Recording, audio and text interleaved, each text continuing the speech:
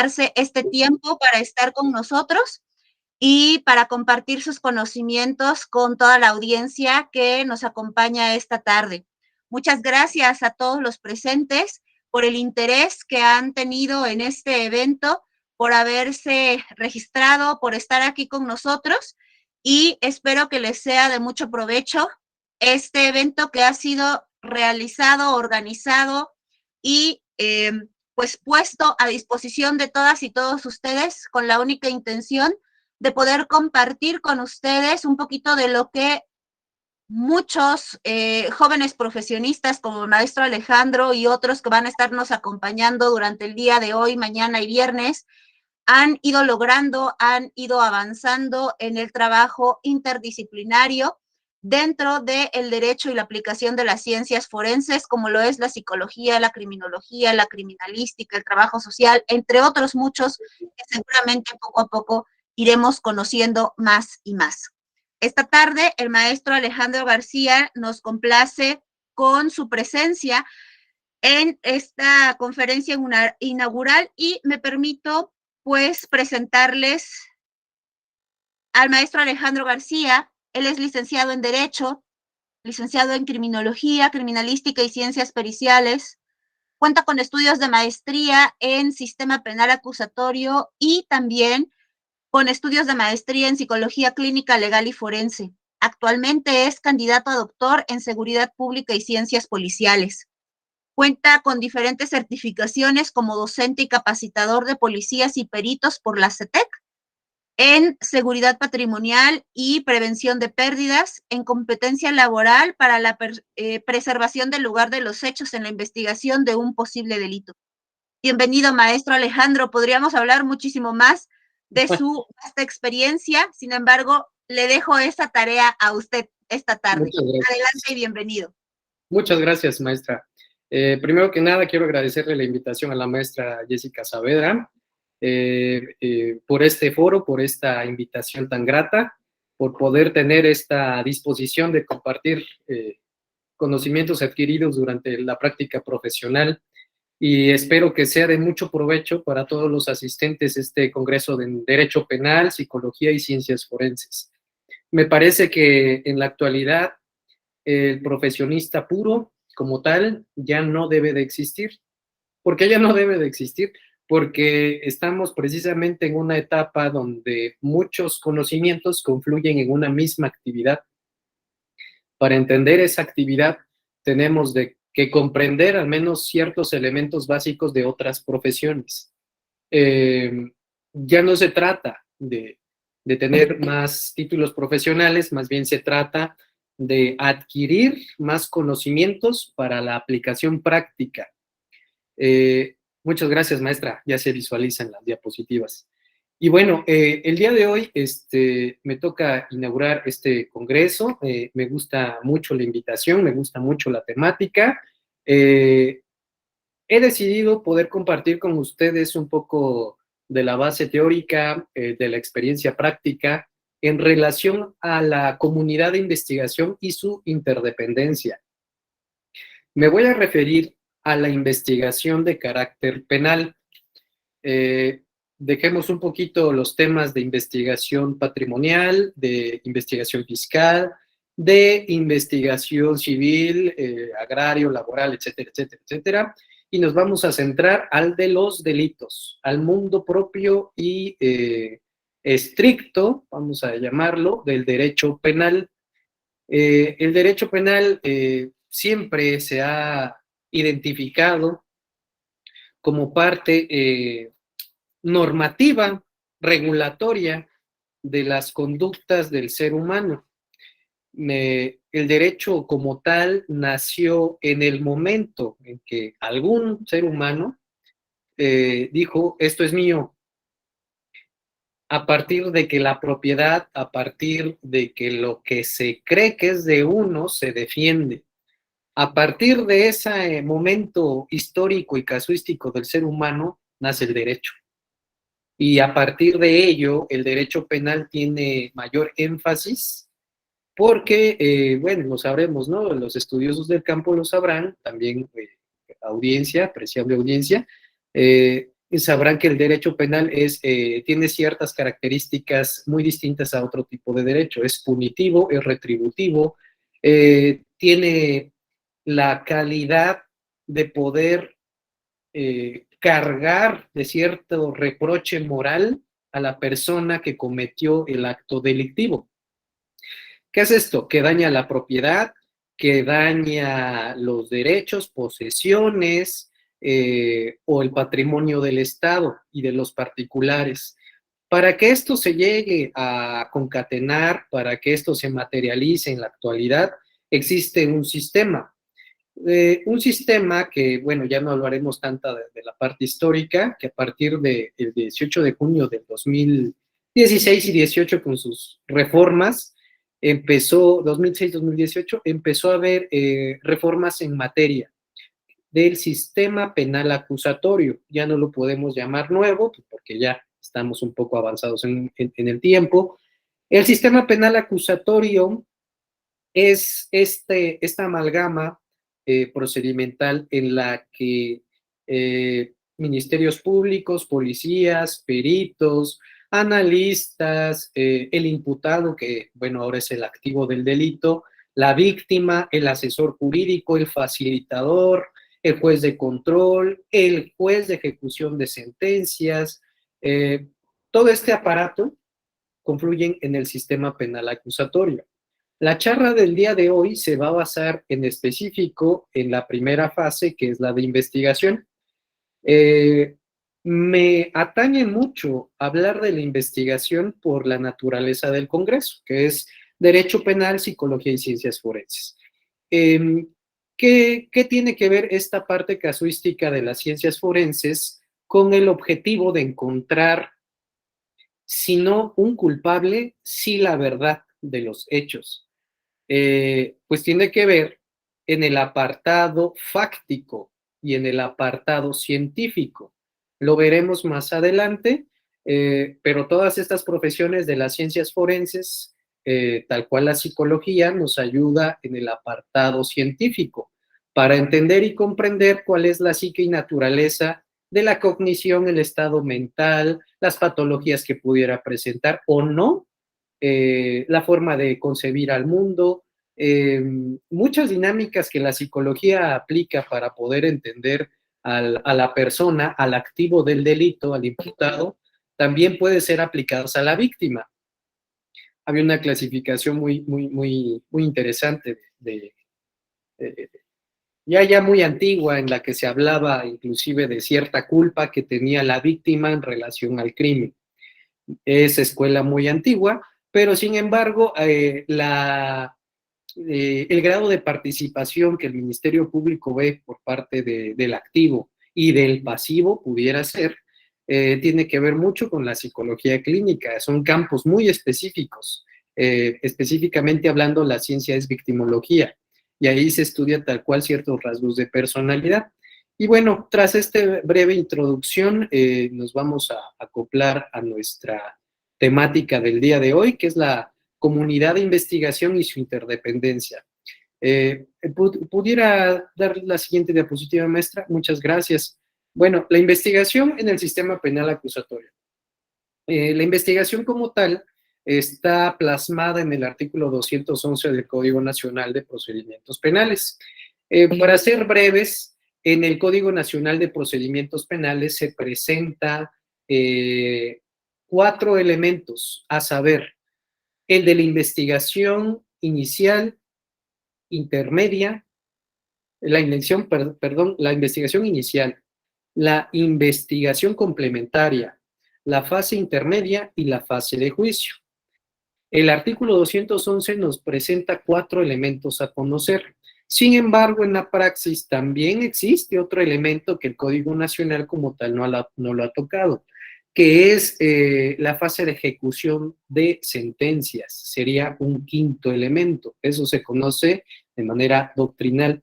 Para efectos de nuestro estudio del día de hoy, la temática que vamos a ver, vamos a hablar de la investigación. La investigación dentro de estos 5 elementos que hace un momento mencioné, lo repito, investigación inicial, investigación complementaria, fase intermedia, fase de juicio y fase de ejecución de sentencias.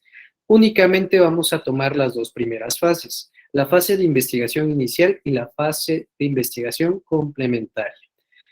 ¿Por qué solo estas fases? Por el tiempo, precisamente, y me parece que la participación crucial de las ciencias forenses se ve en estas dos primeras fases.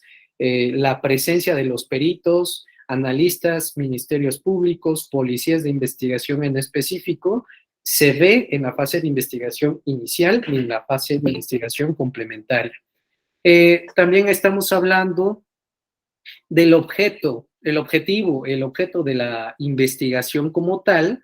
En el código nos hace mención en el artículo 213 del Código Nacional de Procedimientos Penales, nos dice que el objeto de la investigación como tal es reunir los indicios para el esclarecimiento de los hechos. Ojo, antiguamente se decía, para que el injusto no quede impune, para que haya castigo al culpable, para que haya reparación del daño. Eso es teoría del delito. Es parte del sustento doctrinal que le da la estructura al sistema penal acusatorio. Pero en el 213 está muy clara la letra que plasma el legislador, en el entendido que nos hace ver que el Ministerio Público es quien debe reunir los indicios para el esclarecimiento de los hechos y, en su caso, los datos de prueba que sustenten el ejercicio de la acción penal, la acusación contra el imputado y la reparación del daño. Luego, entonces, de toda esta base teórica que tenemos desde la creación del derecho penal, se puede concluir que los objetivos de la investigación penal, que es la del Ministerio Público, estatal o federal, es reunir elementos para el esclarecimiento de los hechos. Los datos para el ejercicio de la acción penal, que no es otra cosa que imputar, indiciar, se decía indiciado porque era señalado con el índice, es decir, saber qué pasó, saber quién fue y la reparación del daño. Son tres los objetivos de nuestra investigación actual. Nótese la importancia de las futuras tesis que haya de grado, licenciatura, maestría, doctorado, en el sentido que la víctima como tal está inmersa en la reparación del daño, pero no más allá. Estamos hablando aún de un derecho penal retributivo, es decir, me la haces, me la pagas. No estamos hablando de una amalgama integral como tal. Son materias de evolución del derecho penal mexicano que estoy seguro que se van a tener que ir mejorando con el tiempo. La temática aquí es El 213 les recomiendo que lo vayan ligando al artículo 21 de la Constitución. Siguiente diapositiva, por favor, maestra. El artículo 21 de la Constitución, se los menciono brevemente porque todos los días trabajo con él, es que la investigación de los delitos corresponde al Ministerio Público y a las policías. Sí, señores, ahora hablamos de las policías. Antiguamente solo era el Ministerio Público, antiguamente, ¿por qué? Porque era el más letrado en aquellas épocas. Ahora, ¿por qué entran las policías? Se habla de las policías en plural, porque el artículo 132 como tal ya nos da ciertas capacidades, ciertos actos de investigación y los estándares de capacitación para las policías, de cierto tipo de policías, ya están rebasadas con la licenciatura. Ya tenemos policías que tienen maestría, doctorado, estoy dentro del gremio, y les pudiera decir que en otros países la investigación de los delitos no corresponde al área jurídica, sino corresponde al área fáctica, que son los policías. Es decir, ¿quién determina si acusar o no? ¿Quién determina si hay elementos para imputar, para señalar, para indiciar a una persona, al activo, al presunto? Pues es la policía. ¿En qué sentido? Pues porque conoce de los hechos. Y cuando de los hechos se desprenda que no es delito, ¿por qué? Pues porque no existe, es otra conducta, acta administrativa, es cuasi delito, le dice la literatura. Porque lo que está causando el señor tiene permiso de quien lo puede otorgar, o sea, no es un delito. Que se diga, secuestró a mi hija, un ejemplo práctico, ¿eh? Bueno, ¿y quién secuestró a su hija, señora? No, pues mi esposo. A ver, pues vamos a ver de qué se trata, ¿no? Y vamos a entender que la guardia y custodia era del señor y no de la señora. El ejemplo no lo quiero enmarañar con leyes en materia familiar, civil, penal, no lo quiero enmarañar. El ejemplo de lo que quiero extraer son los hechos. El que conoce de los hechos es la denuncia, es la policía de investigación propiamente. En muchos países es la policía de investigación quien determina si los hechos ameritan una acusación formal por parte de la fiscalía. Y cuando no lo ven procedente, lo desechan. Me gustaría comunicarles que eso es hacia lo que aspira nuestro sistema. No será en 20 y no será en 50 años. Falta mucho para nuestra maduración penal, pero vamos poco a poco. En esta amalgama para entender nuestro avance histórico de la comunidad de investigación, hay que mencionar a la trilogía de investigación. ¿Qué es la trilogía de investigación? Basados en el 21 constitucional, donde nos hace mención que la investigación de los delitos estará a cargo del Ministerio Público y las policías. Bueno, en la literatura se menciona la trilogía de investigación como el Ministerio Público, dígase estatal o federal. Los auxiliares técnicos, lo menciona el Código Nacional de Procedimientos Penales. Como tal, no menciona peritos, ¿eh? Los engloba como auxiliares técnicos. Y la base de toda esta trilogía es la policía. ¿Por qué? Porque no puede haber materia de delito sin que haya hechos. En un principio del derecho era, dame los hechos y te daré el derecho, ¿no? Precisamente tiene que haber antes una conducta desplegada para que el Ministerio Público la califique. Y tiene que haber hechos, tiene que haber elementos fácticos para que los peritos tengan materia de estudio. ¿Cómo qué? Una carta, grafoscopía. Huellas que trataron de abrir una manija, dactiloscopía.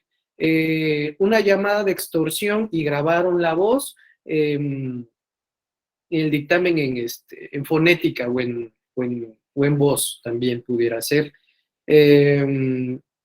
Muchísimas variables, un choque entre vehículos, hechos de tránsito. Se incendia una casa, incendios y explosiones. Son los distintos dictámenes periciales, pero sin embargo, tanto el Ministerio Público como los auxiliares técnicos o peritos, que también ahí entra la psicología, necesitan previamente de los hechos, ¿sí?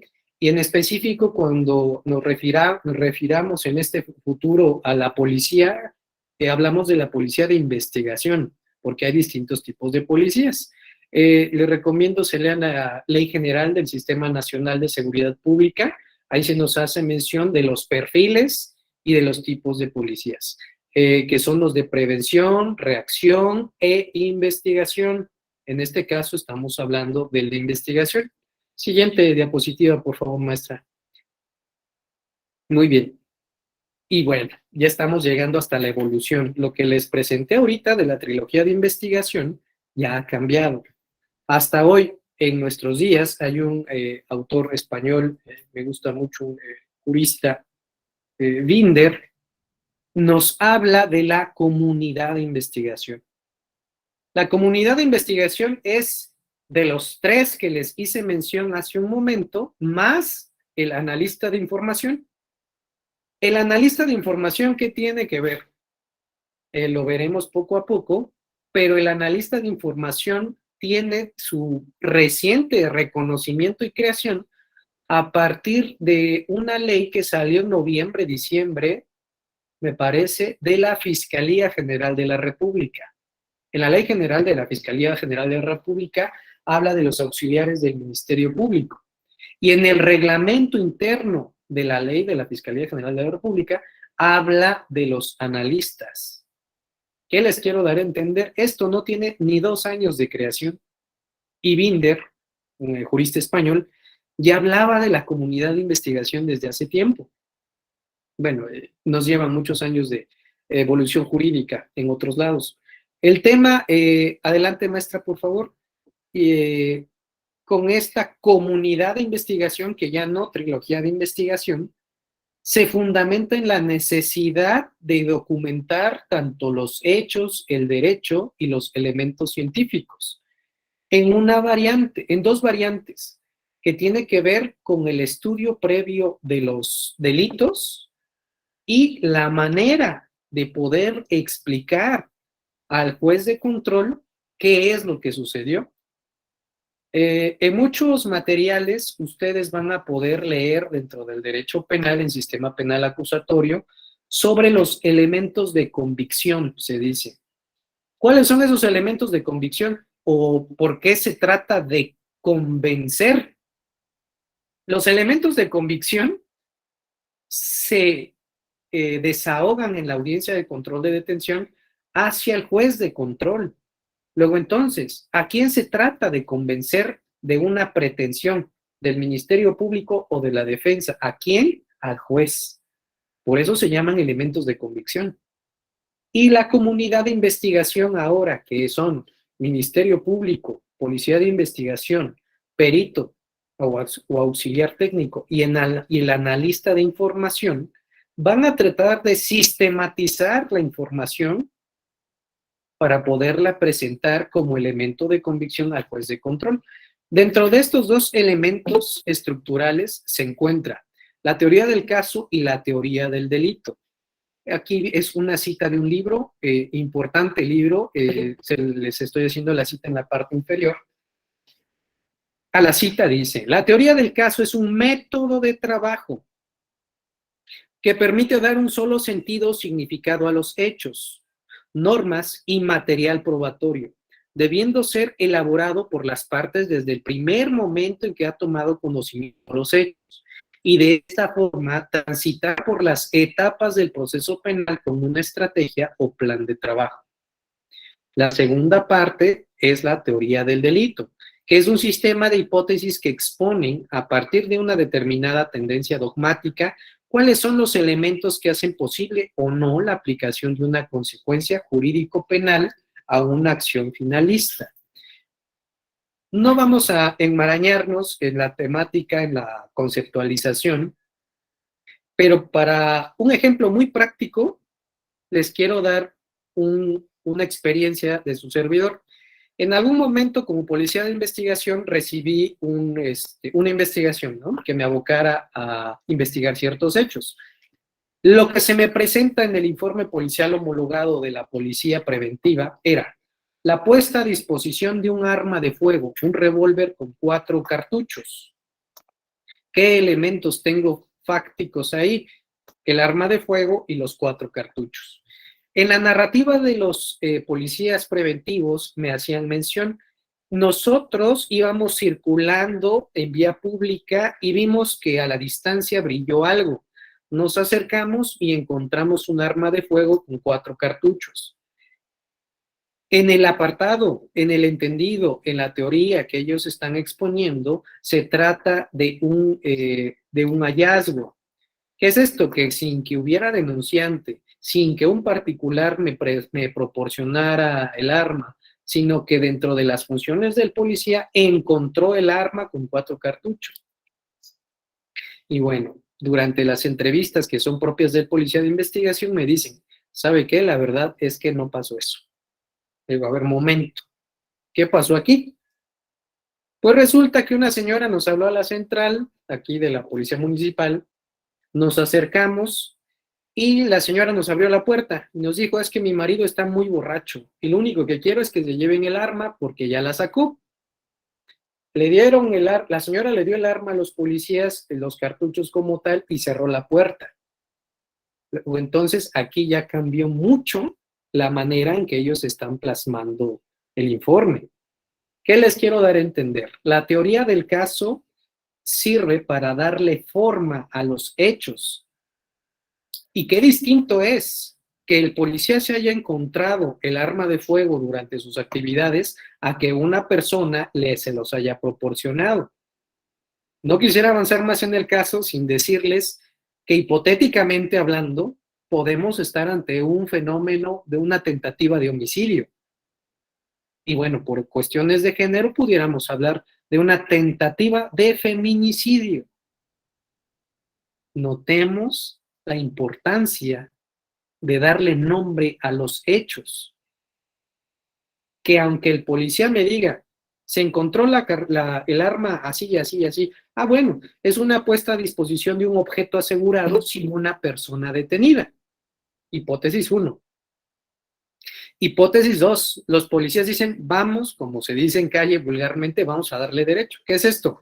Vamos a poner esta arma de fuego con los indicios con la Fiscalía Estatal y hacer mención que en tal lugar posiblemente hay una tentativa de homicidio o feminicidio.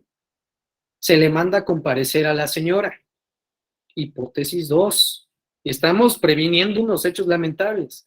Hipótesis 3. Señora, me está proporcionando usted el arma de fuego y los cartuchos. Le voy a hacer una entrevista para que me diga en qué condiciones está usted entregándome el arma de fuego.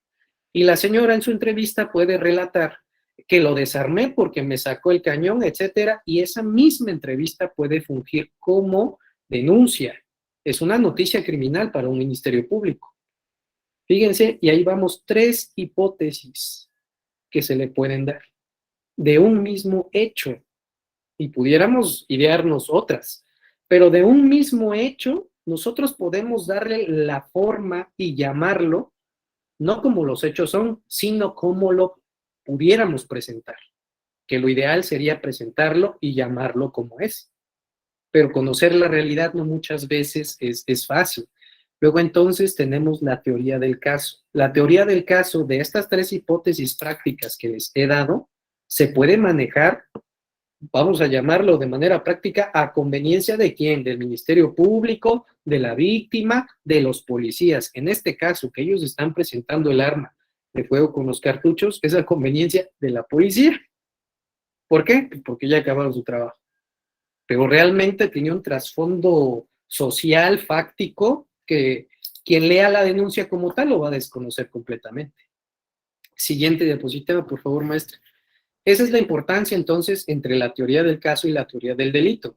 Aquí ya están desmenuzados el elemento fáctico, el elemento jurídico y el elemento científico. Esta es la comunidad de investigación. El elemento fáctico, hablamos de facción de los hechos, es la policía de investigación.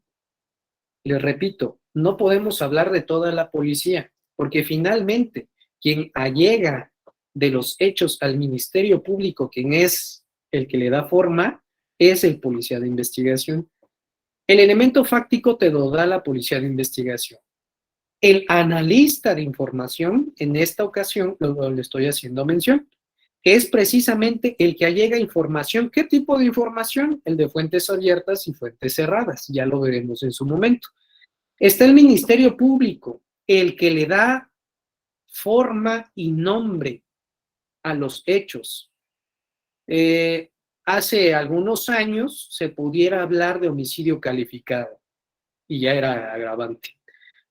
Podemos hablar ahora de delitos por razón de género, que no es especificar la sexualidad en el pasivo del delito.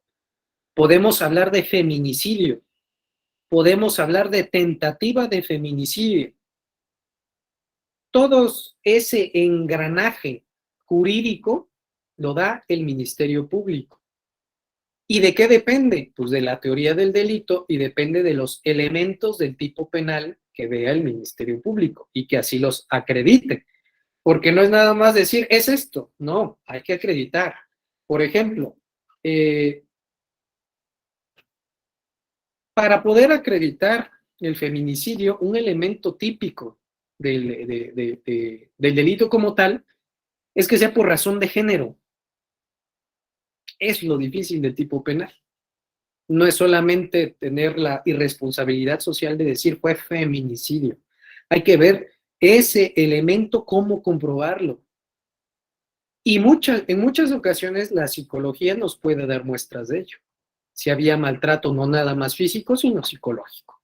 Previo, obviamente. Y bien, y finalmente la parte científica, que son los peritos, que con toda esta vasta información que le demos de los hechos, ellos van a tener que hacer su estudio. Una pericial muy llamativa, que pues, todavía no está en boga, pero que puede servir mucho en los casos de investigación de suicidio, también es la autopsia psicológica, que es recrear los elementos cognitivos conductuales de la persona, la personalidad del sujeto pasivo, el presunto suicida, y saber si tenía los elementos suficientes psicológicos para poder cometer el suicidio, o si no estamos ante un hecho homicida, ¿no? Son parte de la amalgama pericial que se pueden abordar en una investigación en concreto.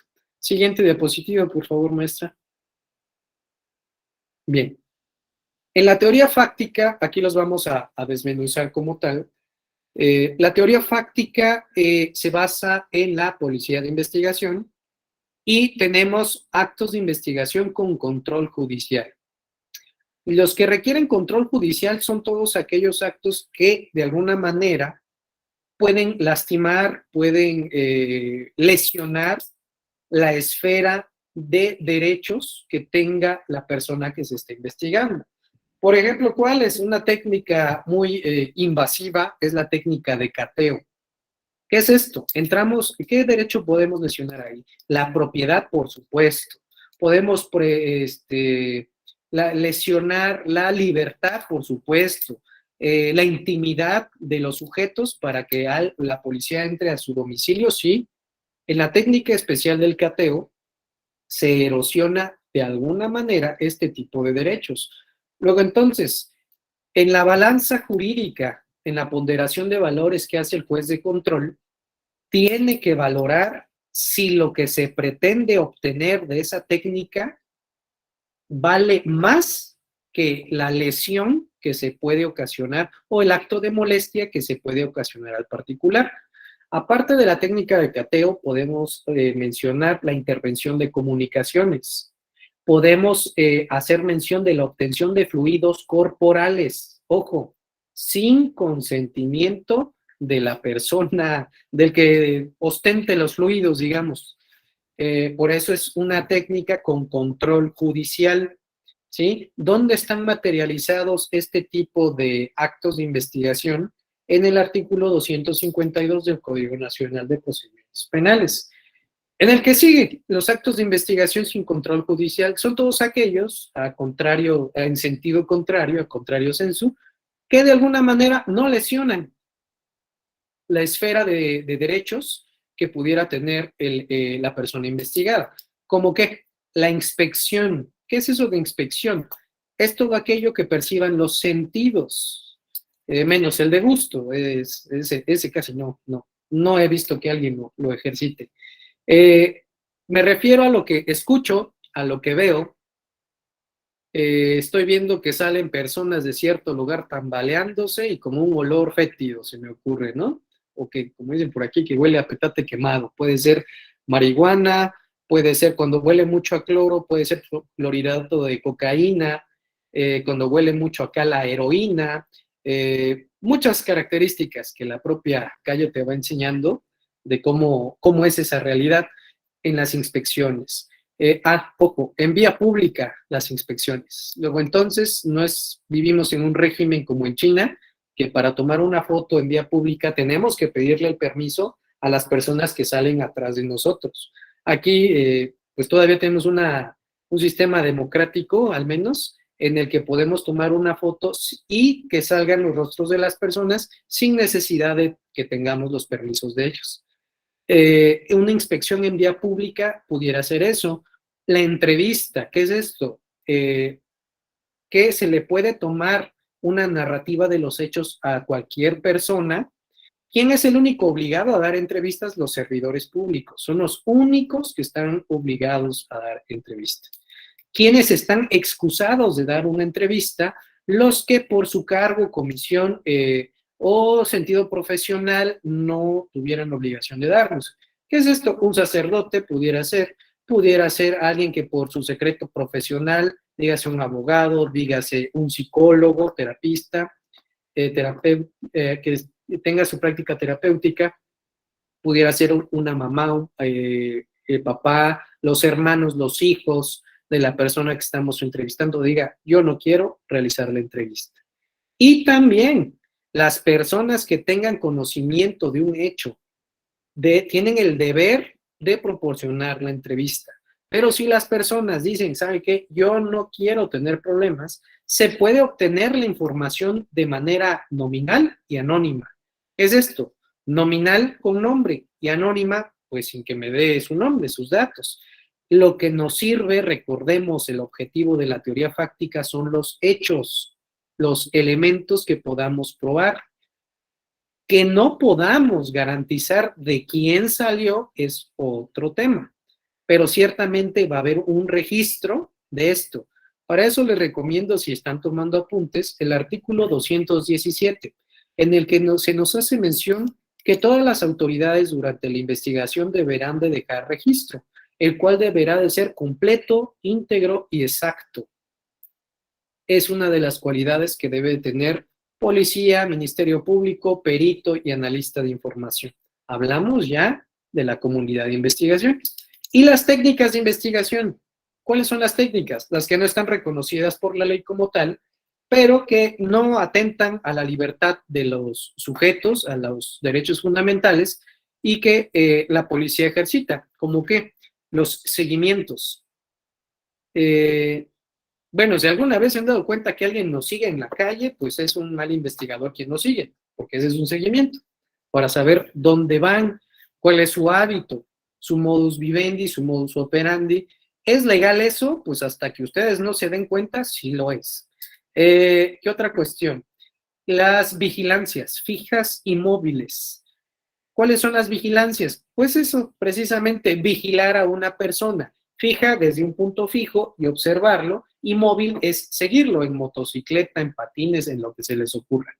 El tema aquí es, si hablamos de legalidad como tal, ¿son legales como tal? Sí, son legales. ¿Por qué? Porque no están prohibidos tampoco. ¿Están reconocidos por el Código Nacional? No están reconocidos. Hay otros que se llaman coberturas. ¿Qué es una cobertura?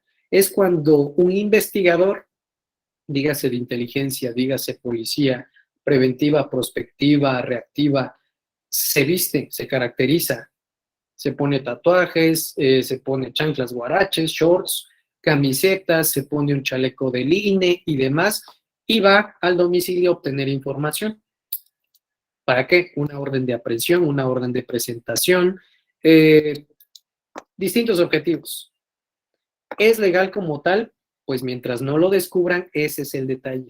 El gran hilo delgado que existe entre la investigación. Y bueno, finalmente tenemos esta parte del analista de información, que son los productos de inteligencia. De ellos hablaremos más adelante. Siguiente, por favor, maestra. Con esto estamos hablando de la teoría fáctica. El elemento situacional que es la complejidad que se presenta con la teoría fáctica. Es la comprobación de la legalidad de la detención. ¿Qué es eso? Que muchas veces lo que dicen los policías que fue, no fue. Que no te detuvimos en la calle M, esquina con R. ¿Y eso en qué afecta la detención? Afecta en todo, porque para empezar, están mintiendo los policías apresores. El arraigo domiciliario, familiar y laboral de la persona detenida. ¿Qué nos dice eso del arraigo? El arraigo viene de la locución raíz, es decir, ¿quién tiene raíz? ¿En qué sentido? Laboral y familiarmente hablando. El que no tiene arraigo no tiene empacho en huir de la acción de la justicia. Por eso es importante el acreditar el arraigo. Me parece que por ahí hay un tema político una candidata por ahí del PRD que no acreditó su arraigo. Luego, entonces, no podemos tener la certeza que la señora no huya del país porque tiene los medios para hacerlo. Necesitamos de sus 4 casas que presentó la señora, pues mínimo en alguna ha de dormir. Y los investigadores dicen, pues ¿sabe qué? Pues duerme en distintas camas distintos días a la semana. Y tendrá arraigo, pues como tal no lo tiene. Y por eso sigue en prisión la señora. Por ahí los sabidos sabrán de qué personaje político hablo. Siguiente, tenemos la identidad del detenido así como su modo de vida. ¿Qué es esto? Que se cambien el nombre, que no sepamos a qué se dedique.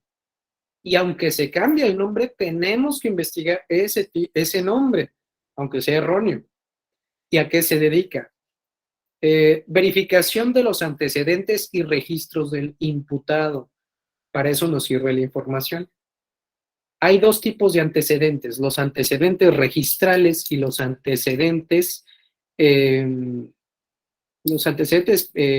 se llaman estos?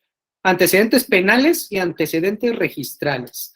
Los antecedentes penales es con sentencia, es decir, que previa a la expedición de los antecedentes penales hubo una sentencia acusatoria o liberatoria, existe la sentencia. Y luego entonces hay un antecedente penal. ¿Y cuál es el antecedente registral? Es aquel que se tuvo en calidad de imputado, imputado o víctima. Los testigos como tal no aparecen. Ese es un antecedente registral. Mientras la carta de antecedentes penales muchas veces la expide una Secretaría de Seguridad Pública, hablo a nivel federal, eh, la, la, la constancia registral de antecedentes registrales la expiden las fiscalías.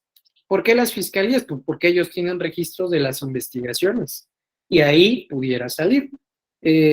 Menudamente la sociedad para la obtención de algún trabajo pide antecedentes penales y qué bueno que no pide los registrales. ¿Por qué? Qué bueno, porque si no habría más estigma en relación a las personas que intervinieron en el asunto penal. Siguiente diapositiva, por favor, maestra. Muy bien. Este artículo es muy importante que lo toquemos. Hablamos del peligro de sustracción del imputado, que es precisamente lo que hablábamos. Para decidir si está garantizada o no la comparecencia del imputado del proceso, el juez de control tomará en cuenta especialmente las siguientes circunstancias. El arraigo que tenga en el lugar donde deba ser juzgado determinado por domicilio, residencia habitual, asiento de la familia y las facilidades para abandonar del lugar o permanecer oculto. La falsedad sobre el domicilio del imputado constituye presunción de riesgo de fuga. Por eso es importante que en los elementos fácticos se investigue si vive donde dice que vive. Y si está mintiendo también, ahí es necesario saberlo. Esto nos habla mucho de la personalidad del imputado como tal. 2. El máximo de la pena en su caso pudiera llegar a imponerse de acuerdo al delito que se trate y la actitud que voluntariamente adopte el imputado ante este. Hay muchas personas que al saberse imputadas de cierto delito, su conducta cambia en el sentido de huir. Hace no mucho tuve un asunto en el que la persona se trató de ahorcar en el área de separos. Es importante saber este tipo de noticias, al menos cómo manejarlas, ¿no? Siguiente diapositiva, por favor, maestra. Y bien, pues es esto realmente. Me voy a ir a las imágenes, pueden checar las diapositivas. Los antecedentes penales y registrales lo hemos hablado. La capacidad que tenga la persona para poder huir del país o del estado en el que se encuentre. Esto es que tenga las posibilidades económicas o que tenga familia en el extranjero, que tenga cierto tipo de entrenamiento, también eso puede facilitar mucho la huida de esta persona. Todo esto va en los elementos fácticos. Siguiente diapositiva, por favor, maestra. Y bien, llegamos a la parte del análisis de información, que sigue siendo elemento fáctico. son las variables del delito, autor y el método de control criminal. Están descritas ahí. Y bueno, ¿por qué hablamos tanto del análisis de información como el cuarto elemento dentro de la comunidad de investigación? Porque la inteligencia, definida de alguna manera, no recuerdo el autor, es la capacidad de adaptarse al cambio. Otra definición es la capacidad de resolver problemas. Otra definición más apegada a la seguridad pública es información elevada a grado de certeza. ¿Qué es eso? Ya no es chisme. Aunque aparezca en Facebook, YouTube, TikTok, etcétera, sigue siendo información. La certeza de esa información se llama inteligencia. Y ese producto, ¿quién nos los da? El analista de información. Vemos la pirámide informacional y estamos viendo claramente que hablamos de datos, información, conocimiento y finalmente inteligencia.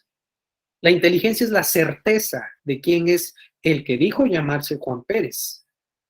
¿Y sabe qué? No se llama Juan Pérez, se llama Martín Robles, nació tal fecha, trabaja en tal, vive en tal, se relaciona con tal, su hora de entrada es esta, su hora de salida es esta, y este es su modus vivendi, este es su modus operandi, y con estos se relaciona. Eso es inteligencia. A partir de simples registros dactilares, a partir de un simple nombre, la CURP, el analista de inteligencia nos puede dar esa concatenación, esa certeza que aunque la persona esté mintiendo, tenemos conocimiento de los hechos. Por eso es tan importante la participación del analista de información, que, bueno, en su etapa madura se le llama analista de inteligencia. Siguiente diapositiva, por favor, maestra. Y para las instituciones tenemos este que es el ciclo de inteligencia. A mano izquierda tenemos la planeación, la recolección, y vaya, todo este ciclo, ahí les va el dato, esta filmina la tomé del antiguo CISEN, ahora es el Centro Nacional de Inteligencia. Ese es el proceso de la información. En algún caso, cuando ya hablamos cerrado la carpeta de investigación fulana de tal, por ahí, dentro de otra carpeta de investigación, obra un número de banco, número de teléfono, nombre de una persona, una calle, etcétera. Algún dato que obra en otra carpeta de investigación. Cuando nosotros mandemos a verificar con el analista de información, tras este proceso nos puede decir, y la persona que estás investigando estuvo relacionada con estos hechos que no son parte de la investigación que llevas, pero que sí sirven como antecedente. ¿Cuáles son las 3 instituciones que han fortalecido sus procesos de inteligencia como tal? Actualmente en el campo como tal, tenemos al Centro Nacional de Planeación, Análisis e Información para el Combate de la Delincuencia, el CENAPI. El CENAPI pertenece a la Fiscalía General de la República a través de un órgano desconcentrado llamado Agencia de Investigación Criminal. Ahí es donde se anida el CENAPI actualmente. Tenemos la tan mentada en este sexenio y pasado la Unidad de Inteligencia Financiera. Es quien ve los dineros de todas las personas en el país. Y finalmente tenemos al Centro Nacional de Inteligencia, que es el nuevo nombre que recibe el CISEN. Anteriormente era nuestro centro de inteligencia. De ahí la importancia de hablar de la tetralogía, de la comunidad de investigación. Siguiente diapositiva, por favor, maestra. Y bueno, finalmente estamos al punto de hablar de la teoría científica. La teoría científica, pues es toda esta base fáctica que ya hemos dotado a los peritos, y bajo estas especialidades podemos nosotros darnos cuenta de un análisis más minucioso que debe tener el indicio. Recordemos que como tal existe el dato de prueba. El indicio, de latín indiciere, ¿qué es eso? Que indica algo, así de parco, así de seco el concepto, el indicio. Una vez que ese indicio llega a tener un estudio específico, un análisis científico y riguroso con una metodología reconocida, con los elementos de la base científica, que debe ser observable, medible y cuantificable, se procede a dar un resultado, un diagnóstico en relación a ese objeto. Puede ser una huella dactilar, puede ser un celular, puede ser un arma de fuego, un cuchillo, lo que se les ocurra en el mundo material. Con que siga la metodología básica del método científico y las bases que sean observables, medibles y cuantificables, se puede hacer un estudio de ese elemento. Inclusive lo que no es tangible, ¿cómo qué? Pues la información contenida en una base de datos. ¿Se puede procesar? Por supuesto que sí. ¿Y puede entrar como indicio? Por supuesto que sí. Un elemento, siguiente diapositiva, por favor, maestra. Aquí estamos viendo el catálogo de la Guía de Especialidades Periciales Federales, reconocida por la extinta Procuraduría General de la República. Esa es la liga, si gustan copiarla tal cual, para descargar la guía, es de uso público. Estamos viendo que son 26 especialidades periciales. Si podemos poner atención, podemos ver que en el número 21 se encuentra la psicología forense. Hace mucho tiempo me invitaron por parte de la UNAM y el CECAT a dar una charla en relación a los indicios conductuales dentro de la investigación. ¿Qué es esto? Apenas ayer o hoy, me parece, vi que pusieron una manta en relación con ciertos nombres de investigadores y ministerios públicos relacionados con temas de corrupción.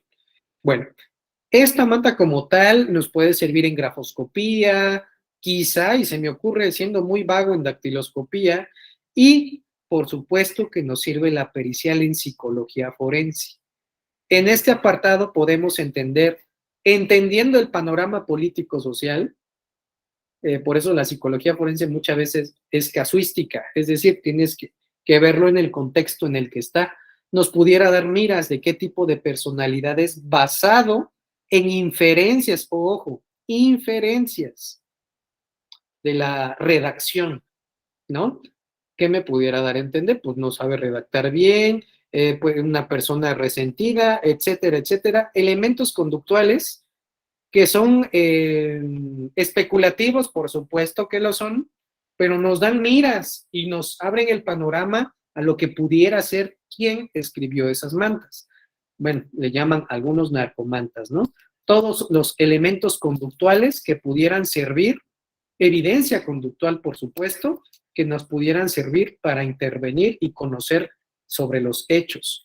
Siguiente diapositiva, por favor, maestra.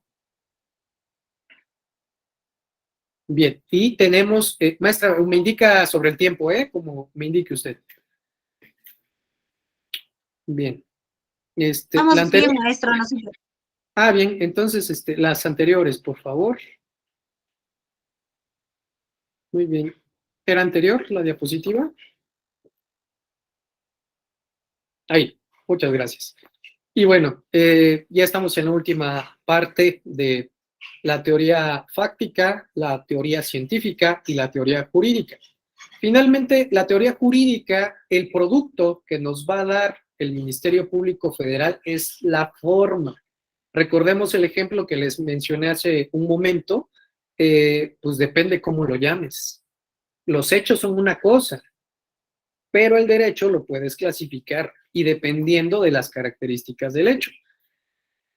Los elementos, los productos que nos arroja finalmente la teoría jurídica es la facultad de abstener. Hablamos de la investigación, porque nos podemos ir a la etapa intermedia y a la etapa de juicio, que son otras cosas. Hablamos específicamente de la etapa de investigación. El producto es la facultad de abstención, la reserva o archivo temporal, los criterios de oportunidad y el no ejercicio de la acción penal. Son 4 los elementos que podemos tener como producto por parte del Ministerio Público Estatal Federal. Estas autoridades como tal tienen por obligación constitucional la facultad, la potestad, el derecho, la obligación de recabar la suficiente información y dar un resultado basado en la teoría del caso, que ya les hice mención hace un momento y refrescando que la teoría del caso es el nombre, en la manera en que aborda la defensa o el Ministerio Público aborda el caso. La facultad de abstención.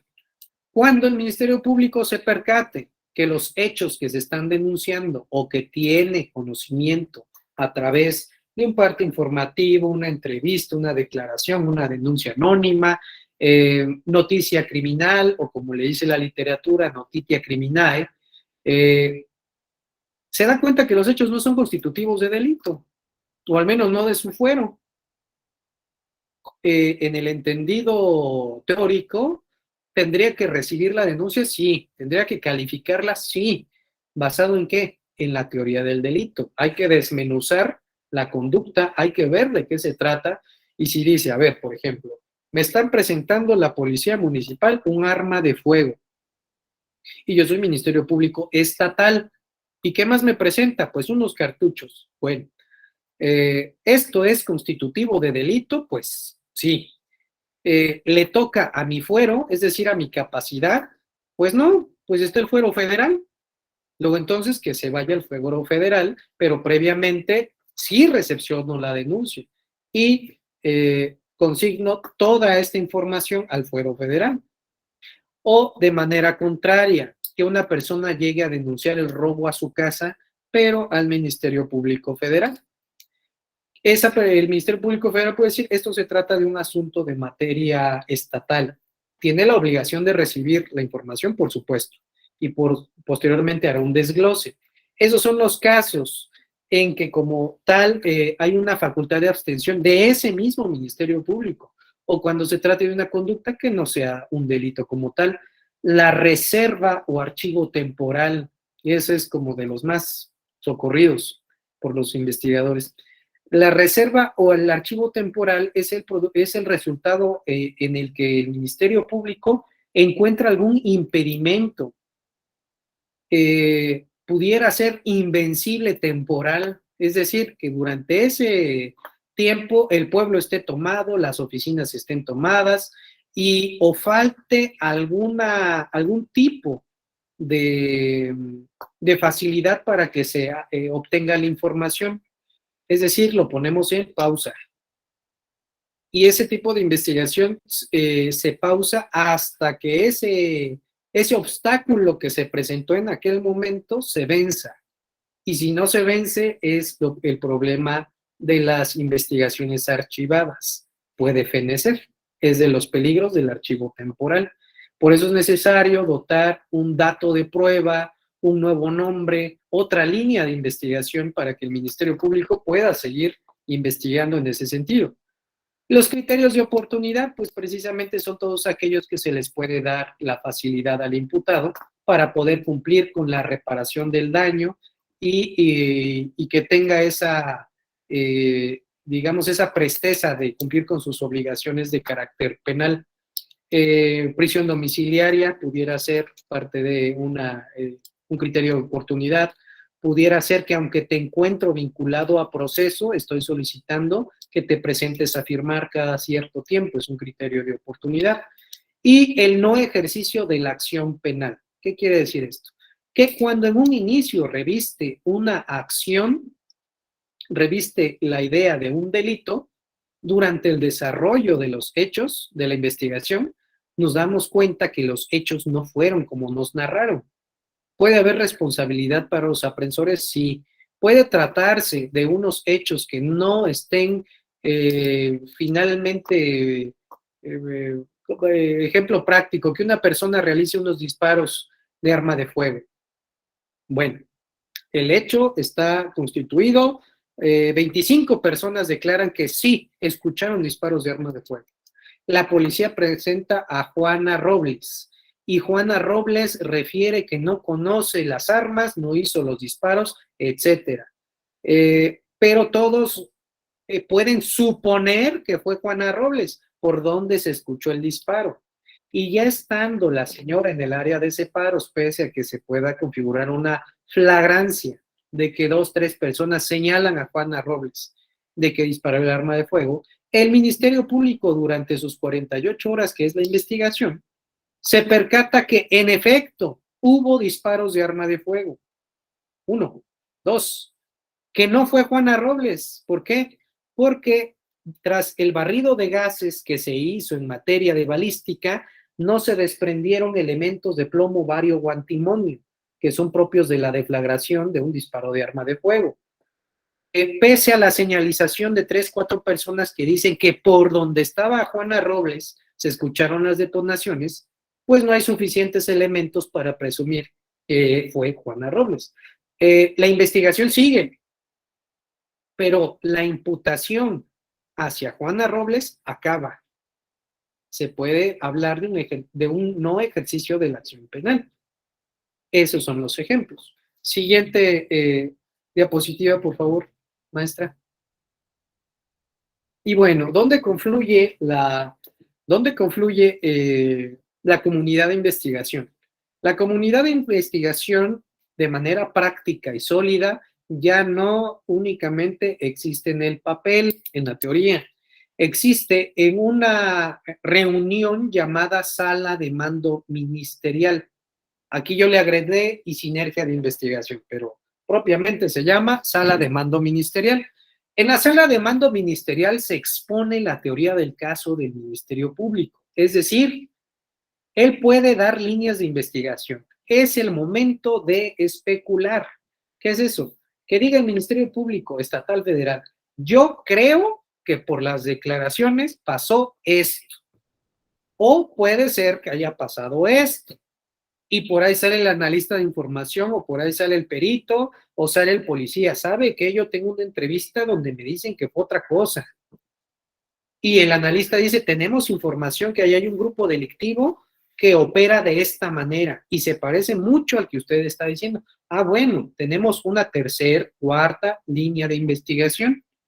La sala de mando ministerial es donde confluye el analista, el perito, el Ministerio Público y el policía de investigación. ¿Y quién supervisa estas actividades? Pues el fiscal supervisor o el Ministerio Público que está arriba del que lleva el caso. Esta sinergia, este intercambio de información es propositivo, como las tesis. Tienen que aportar información en el sentido que si encontramos algún elemento negativo durante la investigación es hacerlo ver en ese momento. ¿Qué es esto? Nos está falseando información sobre su domicilio, nos está falseando información en relación a quién es él, a dónde trabaja, etcétera. O si desde la denuncia se viene mal integrados los hechos. También es motivo de sala de mando ministerial. Para ejecutar un acto de investigación que requiere control judicial, como es una técnica de cateo, una intervención de comunicaciones, ¿se requiere sala de mando ministerial? Por supuesto. Hay que saber los objetivos, hay que saber en qué tiempo vamos a enterarnos de cierta información y hay que saber sobre qué información vamos a obtener ese tipo de escucha o en específico en el cateo sobre qué tipo de elemento de delito vamos a ir y qué es lo que posiblemente encontremos en el lugar al ingresar. Siguiente diapositiva, por favor, maestra. Y bueno, en la parte de abajo de este escudo ya es Fiscalía General de la República, ya no es Procuraduría. Aquí confluye. Esta es la institución federal, la única actualmente de carácter civil, que se tiene sinergia en relación a 3 de los 4 elementos de la comunidad de investigación. ¿Quiénes? Número 1, el Centro Nacional de Planeación, Análisis e Información para el Combate a la Delincuencia, CENAPI. Inteligencia, información, son ellos. La Policía Federal Ministerial, que son los hechos, los investigadores propiamente, y la Coordinación General de Servicios Periciales. Acabamos de ver su catálogo de 26 especialidades. Esta es la institución entonces, la Agencia de Investigación Criminal, Por eso son las 3 estrellas negras que tienen en la parte de arriba, donde confluyen inteligencia, elementos fácticos y elementos científicos.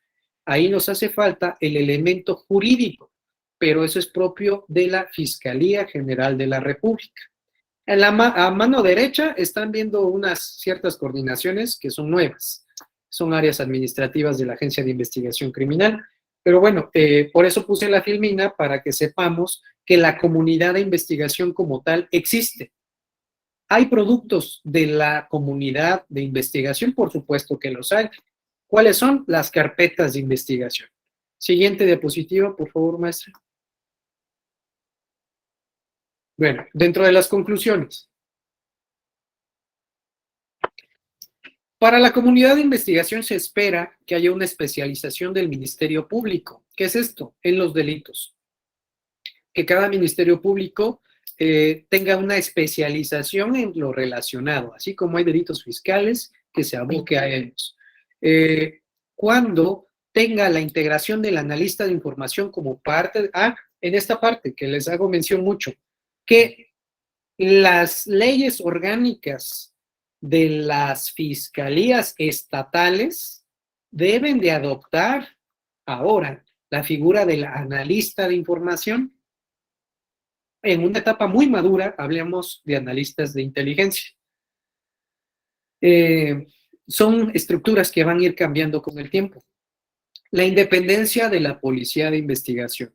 Se han visto que luego en las partes estatales dice AIC, Agencia de Investigación Criminal, o hay algunos que dicen PDI, Policía de Investigación. Ese apartado, ese rubro como tal es correcto. ¿Por qué? Ya no hay de manera fáctica una policía que le sirva al Ministerio Público. ¿Por qué ya no hay? Porque ya no vamos como policías de investigación a obtener información a la línea de investigación que te dice el Ministerio Público. Ahora, la policía de investigación, o la que en los estados se refiere como PDI, está enfocada a obtener información de los hechos. ¿Para quién? Para la institución. Es decir, no hay obligación jurídica para que necesariamente tengamos que ir con la teoría del caso del Ministerio Público. ¿Podemos ir en contra de la teoría del caso del Ministerio Público? Por supuesto que sí. ¿Por qué? Porque nosotros no podemos cambiar los hechos, porque los hechos son como son, no como nos gustaría que fueran. Y si el tipo penal no se ajusta con los hechos iniciales, pues hay que cambiar el tipo penal. Son formas de sinergia entre estas figuras. Intercambio de información para generar productos de inteligencia entre instituciones de seguridad pública como de procuración de justicia. Hay dos tipos de investigación, que es la prospectiva y la reactiva. La prospectiva es la hecha por los policías preventivos, que también hay de investigación. ¿En qué consiste? En investigar antes de que sucedan los hechos. Esa es la investigación prospectiva. La investigación retrospectiva es aquella en la que se investiga ya que los hechos sucedieron. La temática y el gran reto de la comunidad de investigación es poder intercambiar información. Tanto los que tienen información de eventos que posiblemente van a suceder, tanto los que tenemos información de los eventos que ya sucedieron. Intercambiar ese tipo de información en términos políticos, en términos regulatorios, jurídicos, operacionales y de voluntad, sobre todo, es un gran reto para las instituciones. Y finalmente tenemos la reducción de incidencia delictiva a través de productos de investigación.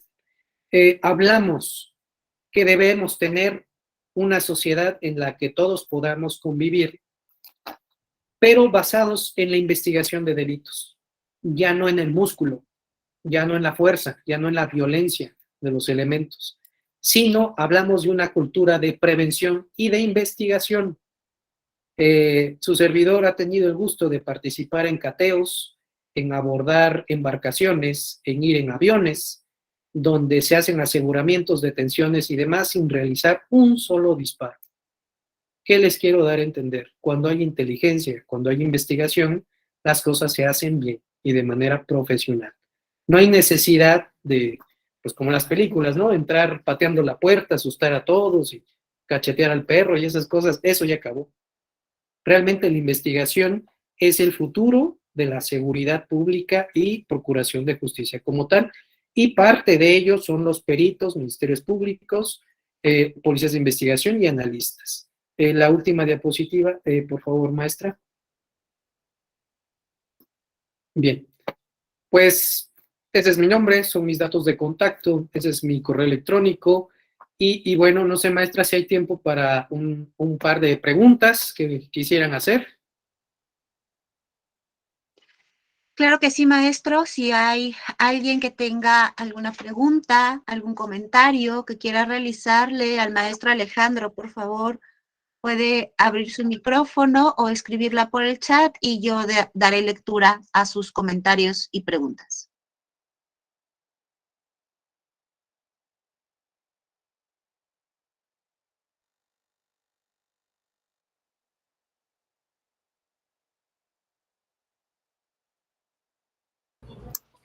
Buenas tardes. Israel Velázquez de Hermosillo, Sonora. Maestro, Hola. buenas tardes. Agradezco tu tiempo y el compartir tu conocimiento y sobre todo la experiencia que has vivido. Me encantó tu charla. Definitivamente es el mundo del deber ser. Así deberíamos de trabajar. Así se debería de trabajar en el engranaje del nuevo sistema. Sin embargo, pues bueno, ojalá, no sé en qué entidad te encuentres tú, pero por lo pronto aquí en Sonora, eso es el mapa del deber ser nada más. El mundo del ser, seguimos anclados en todos los engranajes, judicial, de investigación, policial, seguimos engranados al sistema que teníamos anteriormente, ¿no? Pero pues bueno, de verdad, felicidades y me encantó tu charla, maestro.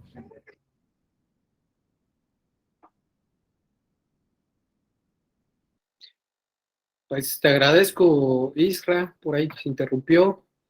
Sí, perdón, pero sí, sí, adelante. No más, era en ese sentido el agradecimiento a que hayas compartido tu conocimiento y sobre todo, pues bueno, ojalá esperemos que en algún momento nuestro país pueda llegar a estar funcionando bajo esa línea. Sí, sí, claro. Claro, Isra, mira, tu servidor se encuentra trabajando en la unidad de Oaxaca de Juárez. Soy agente de investigación, soy policía federal ministerial desde hace algunos años. Aparte de operar el sistema, he capacitado a ministerios públicos, policías peritos desde hace muchos años. Y la grata experiencia que tengo es que no todos los casos son como deberían ser, pero de los pocos a los que le he podido servir a mi sociedad, a la sociedad, me he llevado gratas satisfacciones.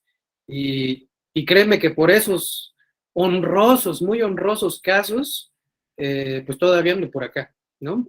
Realmente el ánimo del trabajo, el ánimo de hacer bien las cosas, pues no queda de uno. Enfrentamos otro tipo de realidades que muchas veces no se quieren ver de manera doctrinal, pero es necesario abordarlas. Y para eso son estos foros, estos congresos, estas pláticas, para que tengamos este intercambio entre lo que debería ser y lo que es. Muchas gracias, Isra, por tu participación. Gracias a ti, maestro, y felicidades nuevamente.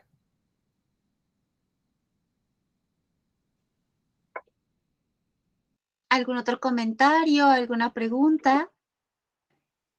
Mientras se anima alguien a abrir su micrófono. Maestro, te leo aquí a Armando Martínez Rodríguez, dice, saludos desde Valle de Chalco, muchas gracias por su ponencia y los ejemplos prácticos. Guadalupe Gómez, gracias.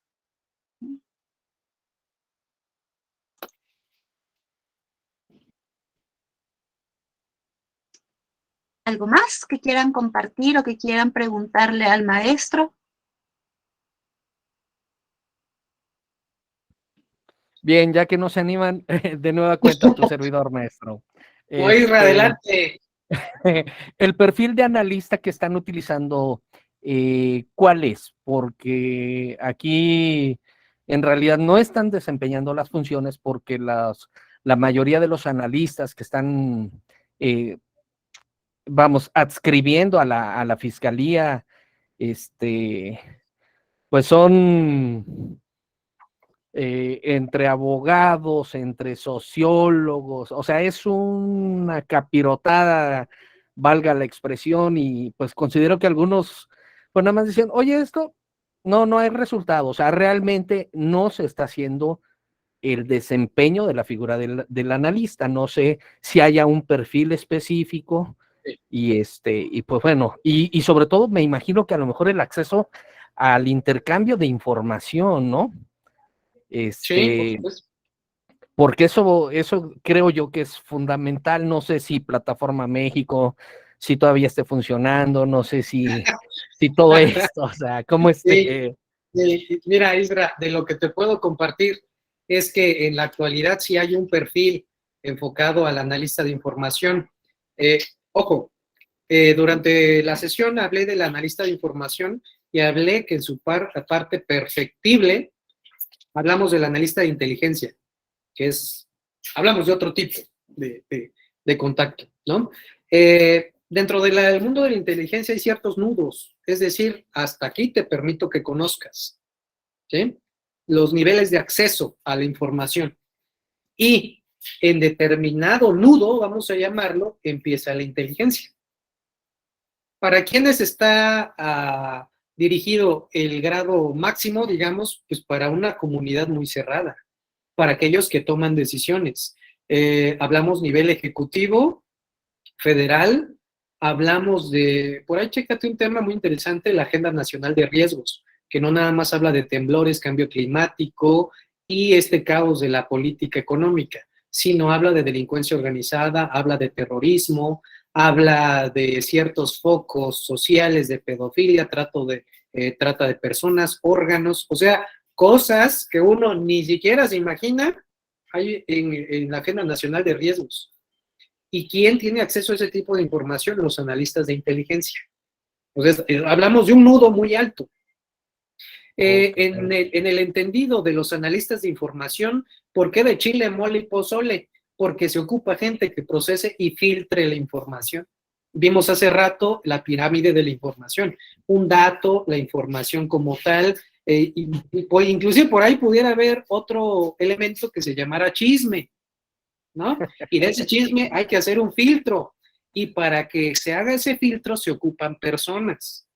Y no importando la profesión, se ocupa la capacidad de abstracción, se ocupa la gran tolerancia a la frustración, se ocupa la capacidad de demora, son elementos psicológicos que podemos encontrar en cualquier profesión. Por eso, de chile, mole y pozole. Lo que importa realmente es que tengan los elementos cognitivos suficientes para ser discretos y obtener ese tipo y procesar ese tipo de información. Esa es la respuesta que yo te pudiera dar, que por qué contratan así de chile, mole y pozole. Pues eso, porque los niveles que van a manejar la información son muy básicos. Okay. Aunque dentro de ellos por ahí se va a encontrar alguna minita, y esa minita va a llegar hasta el elemento de inteligencia, hasta la certeza, vaya, de ese tipo de información. El perfil como tal es ese, que tengan las capacidades cognitivas para el trabajo. En relación a la profesión, es indistinto. Y se supone que quien pasó por la licenciatura sabe hacer un ensayo, sabe hacer un reporte, tiene capacidad de abstracción, sabe leer correctamente, y por ahí los avesados saben hacer tesis. ¿Qué es eso? Una investigación. Y lo que hablamos hace un momento, que tenga los elementos observable, medible y cuantificable, los elementos objetivos de la ciencia.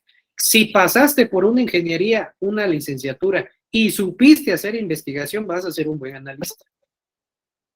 Okay. Ese es el dato que pudiera quedar momentáneamente. Gracias, maestro. Isra, un abrazo. Gracias, maestro. También aquí Catalina Latorre nos dice muchas gracias desde Chile. Saludos a todos. Muchas gracias, Catalina.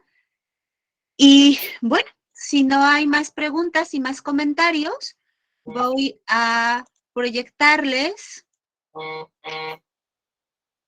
este reconocimiento que tenemos preparado para el maestro Alejandro. Y voy a dar lectura al mismo. El Centro Interdisciplinario de Estudios en Derecho y Psicología de Oaxaca, SC, otorga el presente reconocimiento al maestro Edgar Alejandro García Martínez por su participación como conferencista en el primer Congreso Interdisciplinario en Derecho Penal, Psicología y Ciencias Forenses, con la conferencia magistral La Comunidad de Investigación y su Interdependencia. Oaxaca de Juárez, Oaxaca, a 28 de septiembre de 2022. Firma una servidora, maestra Claudia Jessica Cervantes Cruz, directora de este centro interdisciplinario.